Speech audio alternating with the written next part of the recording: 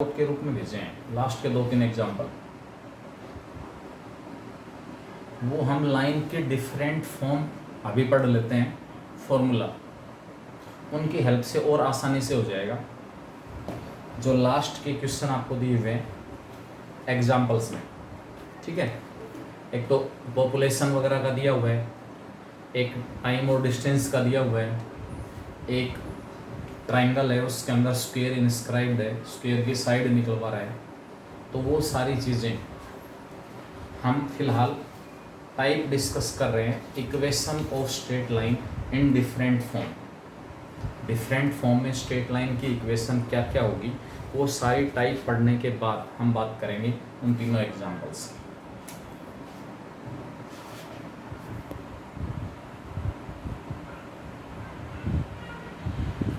Equation of straight line in different form.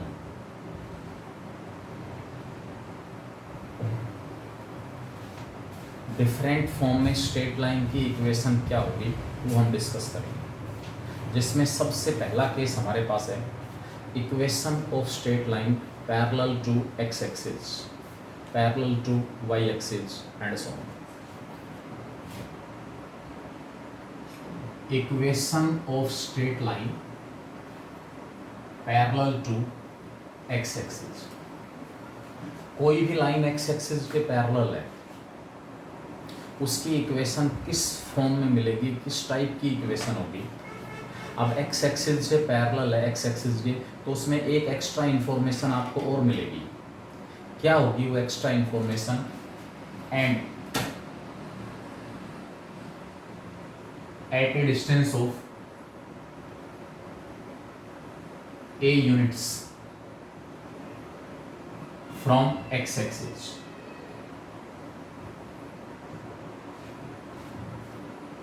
x axis के parallel कोई line है, उसकी इक्वेशन हम निकालना चाह रहे हैं, और वो जो लाइन है जो कि x axis के पैरेलल है वो x axis से a डिस्टेंस पर है।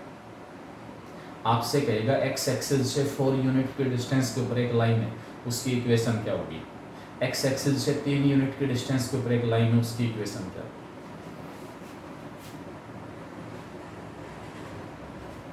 Coordinate axis, x axis, y axis, origin. x axis के पैरेलल लाइन की इक्वेशन निकालनी है, और यहाँ x एक्सिस से इस लाइन की जो डिस्टेंस है वो हमारे पास a दी। जिस लाइन की इक्वेशन मैं निकाल रहा हूँ वो लाइन x एक्सिस से a डिस्टेंस पर है। स्ट्रेट लाइन की इक्वेशन आप निकालोगे, आपको ध्यान हो, आपने 10th में क्वेश्चन निकाले होंगे, linear equation in 2 variables. Linear equation in 2 variables, 2 variables के अंदर जो लीनियर इक्वेशन हमारे पास है उसकी equation ax plus by plus c equal to 0। अगर एक इक्वेशन होती थी तो 2 इक्वेशन थी, a1x plus b1y plus c1 या equal to c1, a2x plus b2y equal to c2। यानी कि कोई भी स्ट्रेट लाइन हो उसकी इक्वेशन हमेशा x और y के रूप में आएगी। ये x और y क्या होगा, पूरी कोऑर्डिनेट ज्योमेट्री में, पूरी कोऑर्डिनेट ज्योमेट्री की बात कर रहा हूँ, चाहे स्ट्रेट लाइन हो, सर्कल हो, एलिप्स हो, पैराबोला हो, हाइपरबोला हो, कोऑर्डिनेट ज्योमेट्री के अंदर जो आपके पास एक्स वाई पॉइंट होगा, एक्स वाई जिसके कोऑर्डिनेट एक्स और वाई हैं, वो आपके पास किसी आर्बिट्रेरी पॉइंट के कोऑर्डिनेट को रिप्रेजेंट करेगा। Let P x y be any arbitrary point on the line, pxy be any arbitrary point on the line। अब आप कहोगे आर्बिट्रेरी पॉइंट क्या होता है? 2 पॉइंट होते हैं, 2 प्रकार के पॉइंट, एक फिक्स पॉइंट, एक आर्बिट्रेरी पॉइंट। फिक्स पॉइंट की पोजीशन फिक्स है, वो चेंज नहीं हो सकता। आर्बिट्रेरी पॉइंट ऐसा पॉइंट होता है जो इस लाइन के ऊपर उसकी पोजीशन फिक्स नहीं है, पूरी लाइन के ऊपर कहीं भी हो सकता है। यानी कि ऐसा पॉइंट जिसके कोऑर्डिनेट्स जो हैं वो वेरी कर सकें, ऐसा पॉइंट जो फिक्स ना हो इस पूरी लाइन के ऊपर। ये आर्बिट्रेरी पॉइंट यहाँ भी हो सकता है, यहाँ भी हो सकता है, यहाँ भी हो सकता है, यहाँ भी हो सकता है एंड सो। तो इस पूरी लाइन के ऊपर आर्बिट्रेरी पॉइंट के कोऑर्डिनेट्स मैंने क्या ले लिए, कहीं पर भी हो सकता है पॉइंट। आर्बिट्रेरी पॉइंट का मतलब ये है फिक्स पॉइंट है, इसका मतलब वो अपनी जगह से हिलेगा नहीं, अपनी जगह फिक्स है वो, उसके कोऑर्डिनेट्स को मैं चेंज नहीं कर सकता, वो अपनी पोजीशन को चेंज नहीं कर सकता। इस पॉइंट के कोऑर्डिनेट एक्स और वाई हैं। यहाँ से मैंने एक्स एक्सिस के ऊपर परपेंडिकुलर ड्रा कर दिया, यहाँ से लेकर यहाँ तक ये एक्स है और ये मेरे पास वाई है।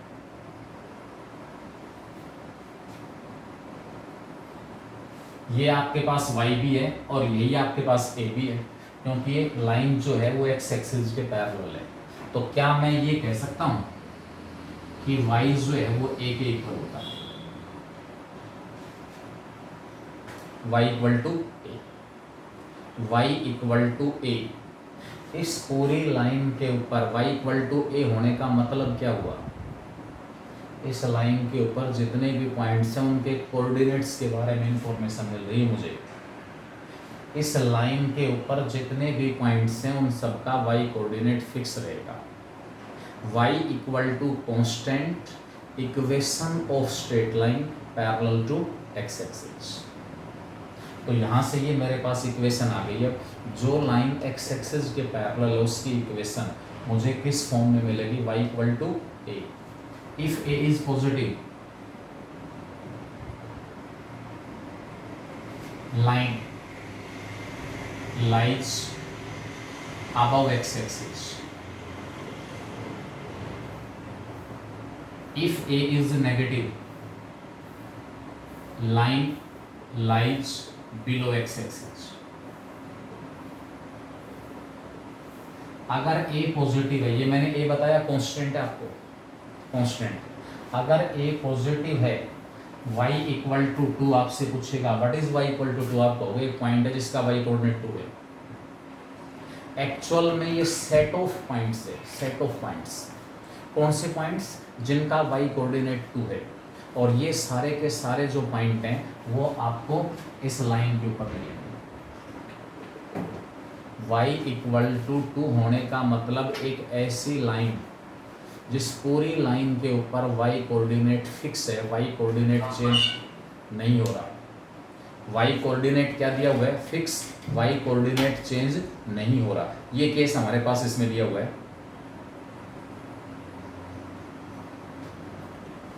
y इक्वल टू 2 मैंने बताया, आपने क्या पढ़ा है इसके अंदर, देखो ऊपर जाएंगे, ओरिजिन से ऊपर जा रहे हैं, y इंक्रीज होता जा रहा है, नीचे आओगे y डिक्रीज होता जा रहा है। अगर मैं अपने आप को इस लाइन के अलोंग रखूं, इस लाइन के ऊपर जितने भी पॉइंट्स हैं उन सब की क्या खासियत है, उनका y कोऑर्डिनेट फिक्स होगा। y बढ़ेगा कब, जब इस लाइन के ऊपर जाएंगे, घटेगा कब, जब इस लाइन के नीचे आएंगे। लेकिन ना ऊपर जा रहे ना नीचे जा रहे, इस लाइन के अलोंग है। तो इस लाइन के अलोंग रहने का मतलब क्या हुआ, पूरी लाइन के अलोंग y कोऑर्डिनेट फिक्स होगा। y इक्वल टू 2, आपसे को पूछे what is y equal to 2, ये एक ऐसी स्ट्रेट लाइन है जो x एक्सिस के पैरेलल है। फिर आपसे पूछ सकता है कि x एक्सिस के पैरेलल, x एक्सिस से ऊपर है, x एक्सिस के नीचे है।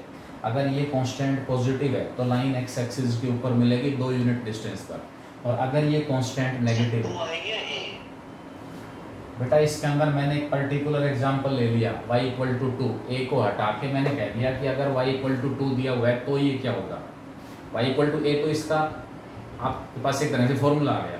अब मैंने a की पर्टिकुलर वैल्यू पुट कर दी, तो अब मैं आपसे पूछ रहा हूँ कि y इक्वल टू a किसको रिप्रेजेंट कर रहा है, एक ऐसी लाइन जिस पूरी लाइन के ऊपर y कोऑर्डिनेट फिक्स है, y कोऑर्डिनेट कांस्टेंट है, y कोऑर्डिनेट चेंज नहीं हो रहा।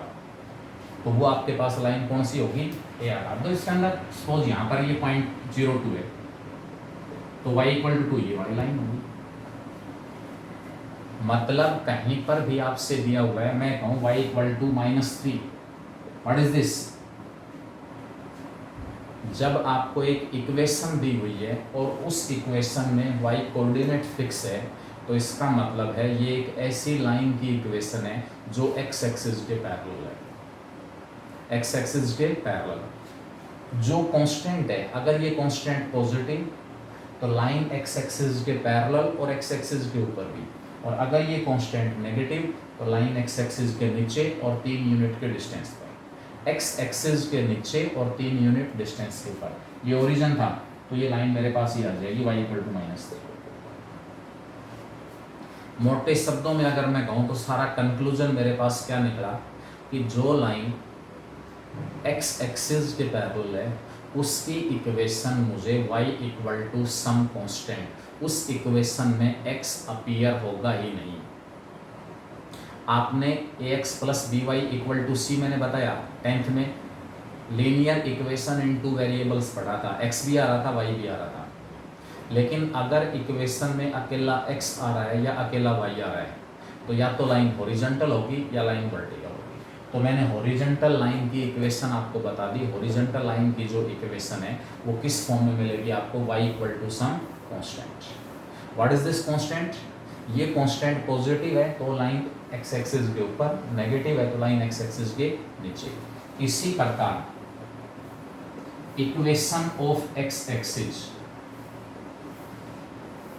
मैंने फॉर्मूला ड्राइव कर दिया, एक्स एक्सिस के पैरेलल कोई भी लाइन है उसकी इक्वेशन निकालने का, और वो फॉर्मूला होगा y = a। a किसको रिप्रेजेंट कर रहा है?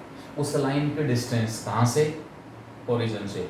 डिस्टेंस की बजाय आप इस a का मॉडुलस कह सकते हो कि सर आप -3 को डिस्टेंस कैसे कह सकते हो? अगर कोई बच्चा ये सोचे कि सर इसको मैं y = a से कंपेयर कर रहा हूँ तो a की वैल्यू -3 आ रही है, तो -3 तो डिस्टेंस नहीं होगी, डिस्टेंस तो नेगेटिव नहीं होती।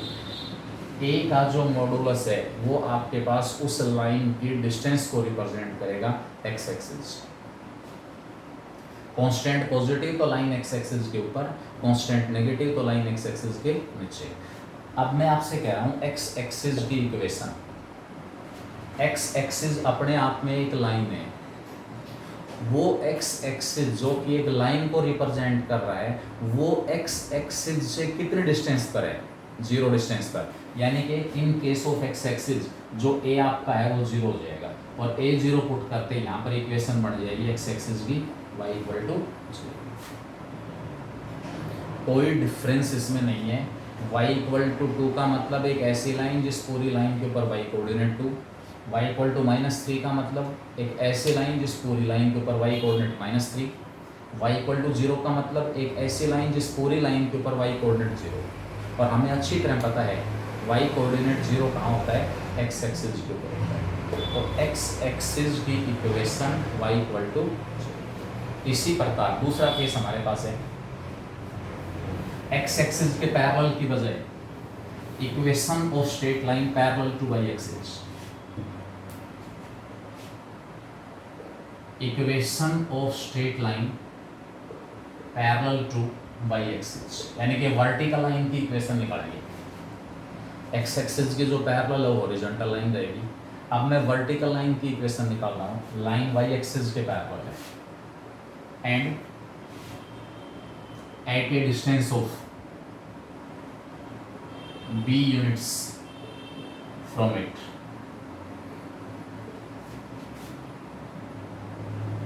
लाइन y एक्सिस के पैरेलल है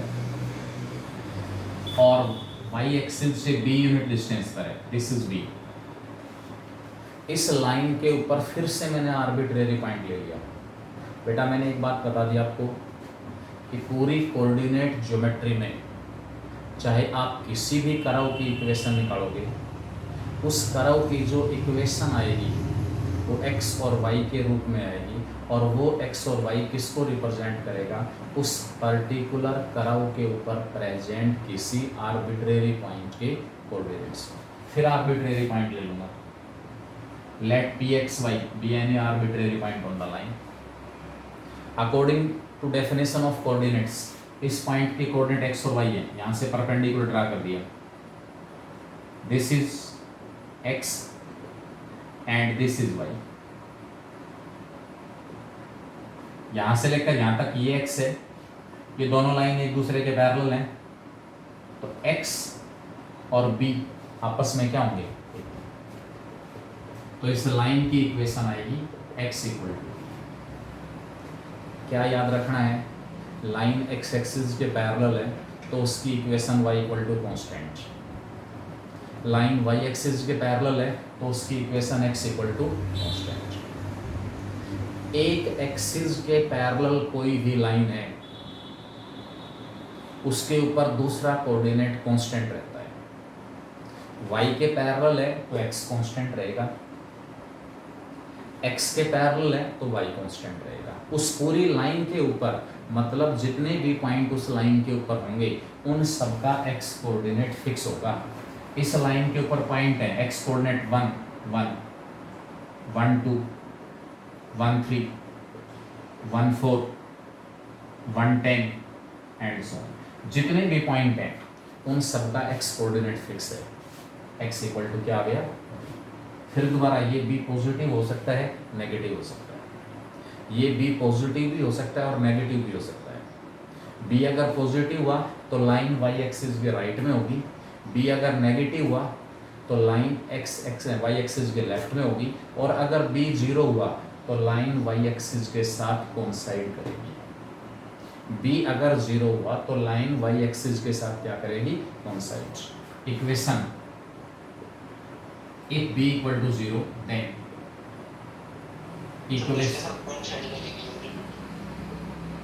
इक्वेशन ऑफ y एक्सिस हमारे पास आ गया x इक्वल टू 0। हाँ आप बोलो क्या कह रहे हो। तो बीच में कोइंसाइड वाली आवाज नहीं है, उसे वो बता दो। क्या कह रहे हो, कौन साइड, कौन साइड, कोइंसाइड नहीं कह रहा हूं मैं, कॉन्साइड। कॉन्साइड का मतलब है b अगर पॉजिटिव है तो लाइन है y के राइट में,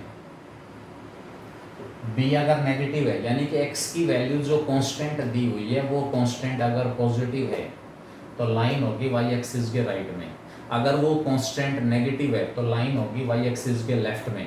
और अगर मैं कह रहा हूँ कि b जीरो है, अगर वो कांस्टेंट जीरो है तो जो लाइन हमारे पास है वो y एक्सिस के साथ कोइंसाइड करेगी, बिल्कुल दोनों लाइन कोइंसाइड होंगी, एक दूसरे के ऊपर नीचे ओवरलैप करेगी। तो उस केस में हमारे पास मैंने लिख दिया कि b अगर जीरो हो गया तो जो ये वाली इक्वेशन है वो आपके पास y एक्सिस की इक्वेशन बन जाएगी x इक्वल टू 0।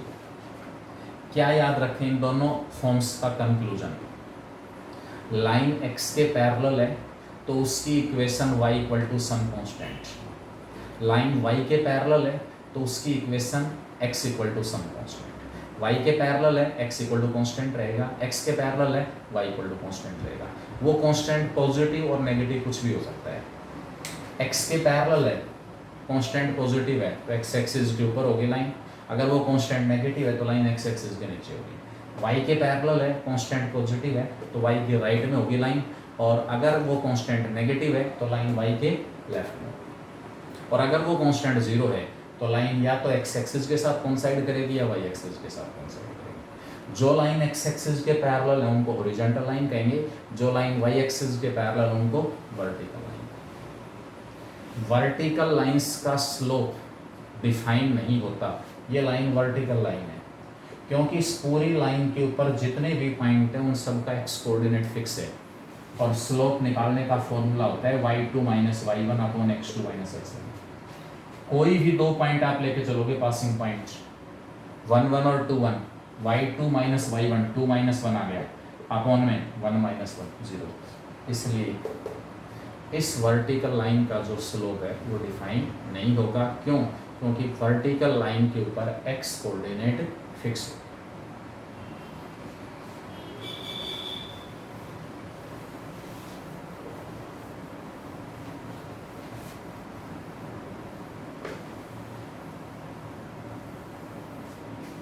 उसके बाद हमारे पास मोस्ट इम्पोर्टेंट फॉर्म आ रही है, सारा सब कुछ उसके चारों तरफ घूमेगा, point slope form, fix point slope form. Equation of straight line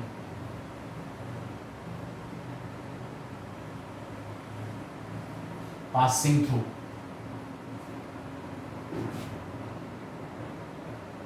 the fixed point A having coordinate x1 y1 and having slope m, उस स्ट्रेट लाइन की इक्वेशन निकालनी है जो फिक्स पॉइंट ए से पास हो रही है। अभी बता रहा था मैं फिक्स पॉइंट और आर्बिट्रेरी पॉइंट। फिक्स पॉइंट की पोजीशन फिक्स है, ये चेंज नहीं हो सकता। आर्बिट्रेरी पॉइंट पूरी लाइन के ऊपर कहीं भी जा सकता है। जो लाइन पॉइंट ए से पास हो रही है और स्लोप m है, उस लाइन की इक्वेशन निकालना है।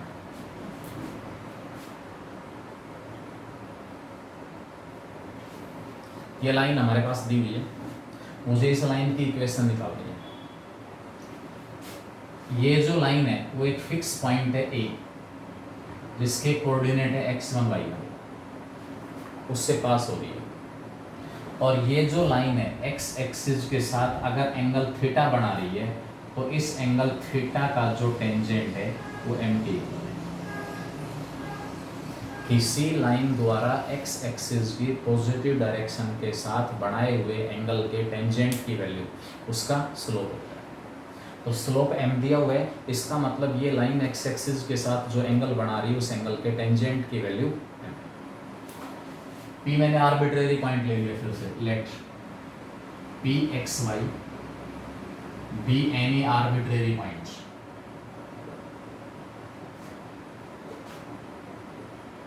on the line। इस लाइन के ऊपर आर्बिट्रेरी पॉइंट लिया जिसके कोऑर्डिनेट x और y है। चाहे आप स्ट्रेट लाइन की इक्वेशन किसी भी फॉर्म में निकालें, आपको हर हालत में आर्बिट्रेरी पॉइंट लेना पड़ेगा। इक्वेशन ही आर्बिट्रेरी पॉइंट के कोऑर्डिनेट्स के रूप में है। परपेंडिकुलर ड्रा किया यहाँ से x एक्सिस के ऊपर दिस, यहाँ से परपेंडिकुलर ड्रा कर दिया दिस, यहाँ से लेकर यहाँ तक दिस इज x1, यहाँ से लेकर यहाँ तक o तक। अगर इस पॉइंट को मैं b कह दूँ, ये पॉइंट मेरे पास c हो गया, तो OB जो है वो तो x1 है, OC हमारे पास x है। तो B और C के बीच की डिस्टेंस x माइनस x1 आ गई। A और B के बीच की distance AB it is equal to y1, y coordinate, और PC it is equal to y। इस पॉइंट A से इस लाइन के ऊपर भी परपेंडिकुलर ड्रा कर दो, ये पॉइंट D आ गया। परपेंडिकुलर ड्रा किया है A से x एक्सिस के ऊपर, P से x एक्सिस के ऊपर, और A से इस लाइन PC के ऊपर। ये एंगल अगर थीटा है तो ये एंगल भी थीटा ही होगा। ये डिस्टेंस AD और BC इक्वल है। BC हमारे पास x माइनस x1 है। This is y1 and this is y, तो ये कितना बचा y माइनस y। मैंने राइट एंगल ट्राइंगल ले ली ADP, from right angle triangle ADP, from right angle triangle ADP। ADP जो राइट एंगल ट्राइंगल है, इसकी हेल्प से, क्योंकि मुझे ये एंगल दे रखा है थीटा, मैं टेन थीटा की वैल्यू निकाल रहा हूँ। Tan theta equal to PD upon में AD। PD कितना है y माइनस y1, AD कितना है x minus x1। Tan theta की वैल्यू m दी हुई है यहाँ से। क्यों है m? क्योंकि इस लाइन का स्लोप m है, क्रॉस मल्टीप्लाई करना। y minus y1 equal to m into x minus x1। ये आपके पास स्ट्रेट लाइन की इक्वेशन आ गई, जो straight line fix point x1 y1 से पास हो रही है। मुझे क्या करना होगा, x1 y1 की जगह में वैल्यू पुट करूंगा और m की जगह वैल्यू पुट करूंगा। क्वेश्चन कैसे पूछेगा, आपसे कहेगा find equation of line passing through 2 3। उस लाइन की इक्वेशन बताओ जो 2 3 से पास हो रही है, and making an angle of 60 degree with x axis. और जो लाइन है वो x एक्सिस के साथ 60 डिग्री एंगल बना रही है। अब आपको तुरंत ये बात आपके दिमाग में आई कि अगर मुझे लाइन की इक्वेशन निकालनी है तो मुझे एक तो पासिंग पॉइंट चाहिए और एक स्लोप चाहिए। अब पासिंग पॉइंट 2 3 है, x1 y1 हो गया, स्लोप और चाहिए, स्लोप नहीं दिया हुआ। लाइन x एक्सिस की पॉजिटिव डायरेक्शन के साथ जो एंगल बना रही है वो एंगल दिया हुआ है, तो इस एंगल का टेंजेंट ले लूँगा मैं, वो स्लोप हो जाएगा। स्लोप कितना आ गया, √3। इस फॉर्मूले में वैल्यू पुट कर दो, therefore equation of line y-3 equal to √3 into x-, ये मेरे पास लाइन की इक्वेशन आ गई। आप एक तरफ ले आओ सभी को मल्टीप्लाई करके, y-3 equal to √3x minus का 2√3, परली तरफ लेके जाऊंगा √3x, y परली तरफ जाएगा माइनस y, माइनस का 3 परली तरफ जाएगा +3 और माइनस का 2√3 इक्वल टू 0। ये आपके पास लाइन की इक्वेशन आ गई। ये ax plus by plus c equal to 0 form में आ जाएगी। ये इक्वेशन किस फॉर्म में आ गई, ax plus by plus c, what is a √3, b -1 और c ये सब। मोस्ट कॉमनली यूज्ड फॉर्म, अगर आपको किसी लाइन की इक्वेशन निकालनी है तो रिक्वायरमेंट उस लाइन का एक फिक्स पॉइंट जिससे वो लाइन पास हो रही है और उसका स्लोप। अब ये स्लोप आपको इनडायरेक्ट वे में दिया जा सकता है, इनडायरेक्ट वे में, इनडायरेक्ट वे में स्लोप दे सकता है। कैसे?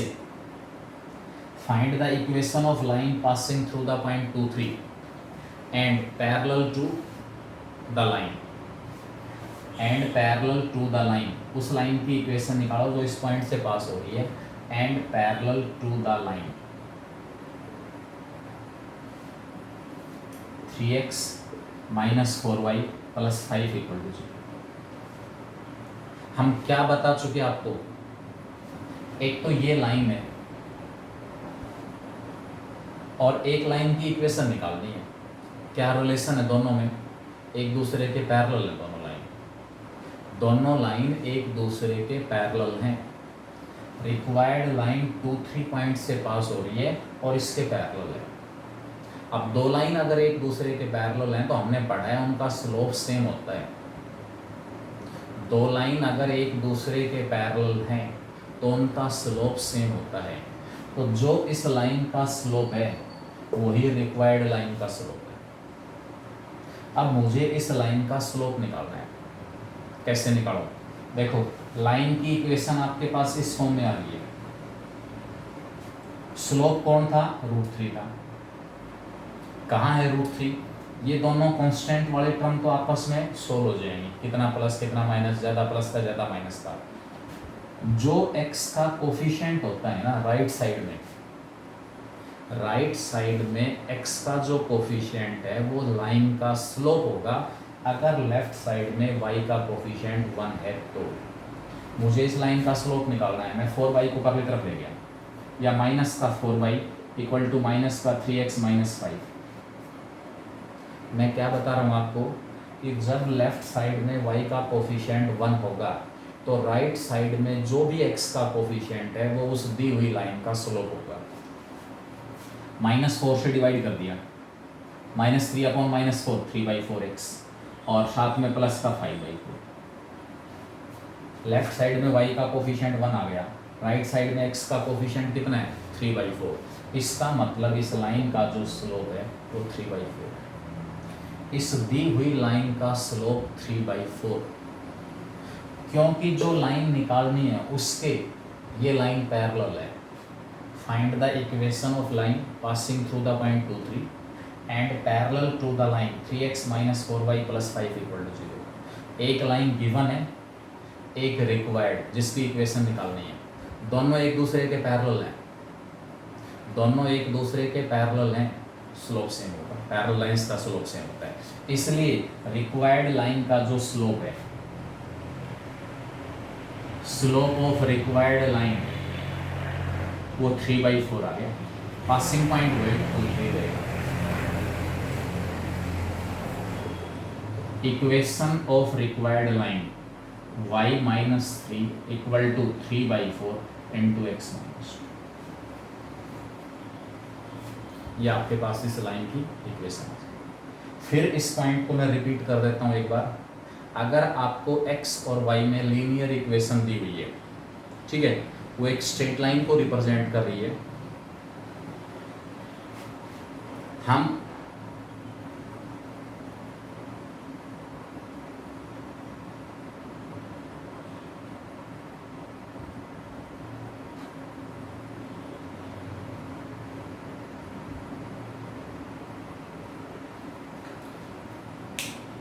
कोई भी लाइन आपको दी हुई है ax plus B Y plus C equal to 0, अगर हमें उसका स्लोप निकालना पड़े तो हम कैसे निकालेंगे स्लोप? मैंने आपको क्या बताया, ये फॉर्म आ गया। स्लोप जो है, क्योंकि ये तो कांस्टेंट है y1 और x1, जब मैं इनको मल्टीप्लाई करूंगा y minus y1 equal to m into x minus का m into y1 x1, m और x1 दोनों दिए हुए हैं, इनका प्रोडक्ट फिक्स हो जाएगा कांस्टेंट। इसमें से कौन m है और कौन x1 है पता नहीं कर पाएंगे, माइनस का y1 इधर आके ऐड हो जाएगा। एक ऐसा पॉइंट है x का कोफिशिएंट फिक्स रहेगा, इसको मैं चेंज नहीं कर पाऊंगा। तो m कहाँ मल्टीप्लाई है, x के साथ मल्टीप्लाई है, कब? जब लेफ्ट साइड में y का कोफिशिएंट 1 दिया हुआ है। कोई भी लाइन आपके पास है, आपसे कहते हैं 2x plus 9y minus 3 equal to 0, इस लाइन का स्लोप बताओ। तो मैंने क्या बताया आपको कि y वाली टर्म लेफ्ट में रखो, फिर एक शॉर्टकट भी बता रहा हूँ। लेफ्ट साइड में आप अकेला y रखो, राइट साइड में जो x का कोफिशिएंट होगा वो इस लाइन का स्लोप आ जाएगा। 9y इक्वल टू माइनस का 2x प्लस 3, 9 से डिवाइड कर दिया, माइनस का 2/9x प्लस 3/9, राइट साइड में x का कोफिशिएंट माइनस का 2/9 आ गया। तो इस दी हुई लाइन का जो स्लोप है वो -2/9। बेटा एक्सरसाइज में ऐसे ही क्वेश्चन है, बस उसी सीधे अपने आप निकालोगे, फॉर्मूले में वैल्यू पुट करनी है और कुछ नहीं करना। फॉर्मूले में वैल्यू पुट करनी है। मेरे पास इस लाइन का स्लोप आ गया -2/9।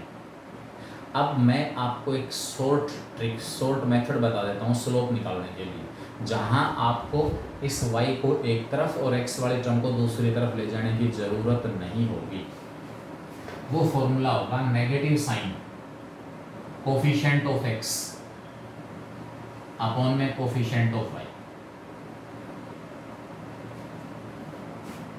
प्रोवाइडेड। लेकिन ये फॉर्मूला अप्लाई करते समय x और y वाले टर्म इक्वल टू के एक ही साइड में होने चाहिए।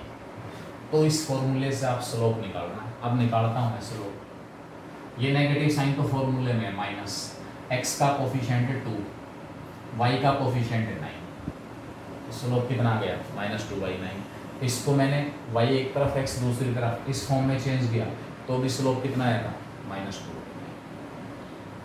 किसी भी लाइन को बगैर x एक तरफ y दूसरी तरफ, अकेला y दूसरी तरफ, x और कांस्टेंट दूसरी तरफ, इस फॉर्म में चेंज किए बगैर भी मैं उसका स्लोप निकाल सकता हूँ। वो होगा negative sign coefficient of x upon में कोफिशिएंट ऑफ y। अगर यहाँ x y का कोफिशिएंट माइनस होता है तो ये नेगेटिव तो मुझे फॉर्मूले में लेना ही लेना है, माइनस ये माइनस x का कोफिशिएंट 2 अपॉन में y का कोफिशिएंट -9। उस केस में इस लाइन का स्लोप कितना आ जाता 2/9 आ जाता, नॉट -2। ठीक है, तो ये आपके पास पहला फॉर्म है। यानी कि सबसे पहले तुरंत रिक्वायरमेंट दिमाग में आए, किसी भी लाइन की इक्वेशन निकलवा रहा है तो उसका एक पासिंग पॉइंट हो और एक उसका स्लोप, एक पासिंग पॉइंट और एक उसका स्लोप। नेक्स्ट फॉर्म है स्लोप्स का प्रोडक्ट -1। इस लाइन का स्लोप तो निकाल लिया, इसका स्लोप कितना है 3/4। रिक्वायर्ड लाइन और गिवन लाइन परपेंडिकुलर है तो उसका स्लोप m अज्यूम कर लो, m इंटू 3/4 -1 हो जाता, तो m की वैल्यू -4/3 आ जाती है। अगर लाइन परपेंडिकुलर है उनके स्लोप्स का प्रोडक्ट -1, जो लाइन दी हुई थी उसका स्लोप 3/4 है और रिक्वायर्ड इसके परपेंडिकुलर है, दोनों के स्लोप्स का प्रोडक्ट -1। तो m कितना लूँ ताकि जब उसको 3/4 से मल्टीप्लाई करें तो प्रोडक्ट -1 आ जाए, वो -4/3 लेना पड़ेगा। नेगेटिव और रेसिप्रोकल, मैंने कल भी बताया था कि दो लाइन एक दूसरे के परपेंडिकुलर हैं, एक का स्लोप दिया हुआ है, दूसरी का स्लोप नेगेटिव रेसिप्रोकल। एक का स्लोप 3/4 है, दूसरी का स्लोप -4/3 हो जाएगा।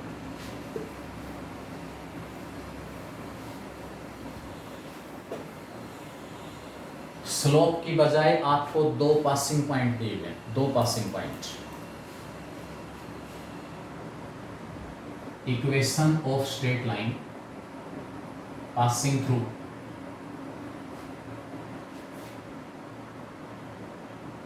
पॉइंट ए फिक्स पॉइंट है x1 y1, दूसरा फिक्स पॉइंट है b x2 y2। अब की बार स्लोप नहीं दे रखा, स्लोप नहीं दे रखा, लेकिन जो लाइन दो फिक्स पॉइंट से पास हो रही है उसका स्लोप निकाला जा सकता है।